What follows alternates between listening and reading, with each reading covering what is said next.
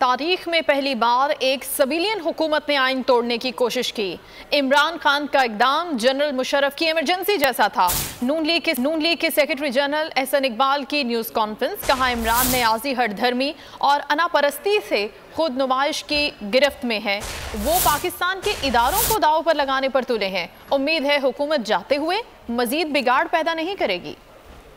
پاکستان کی تاریخ میں پہلی دفعہ ایک سویلین حکومت نے آئین کو توڑنے کی کوشش کی ہے۔ عمران نیازی صاحب کا 3 اپریل کا جو قدم ہے وہ جنرل مشرف 2007 کے ایمرجنسی لگانے والے قدم کا ہم پلہ تھا۔ آج عمران نیازی صاحب اپنی ہٹ دھرمی سے، اپنی انا پرستی سے، اپنی خود فریبی اور خود نمائش سے اتنے گرفت میں آ چکے ہیں کہ وہ پاکستان کے آئین کو، پاکستان کی جمہوریت کو، پاکستان کے قومی اداروں کو سب کچھ داؤ پہ لگانے کے لیے تیار ہے۔ عمران نیازی صاحب، اگر آپ سپورٹس مین ہیں تو قوم آپ سے توقع رکھتی ہے کہ آپ سپورٹس مین شپ کا مظاہرہ کریں گے، مزید ملک کا بندوبست، آئین، جمہوریت خراب کرنے کی کوشش نہیں کریں گے۔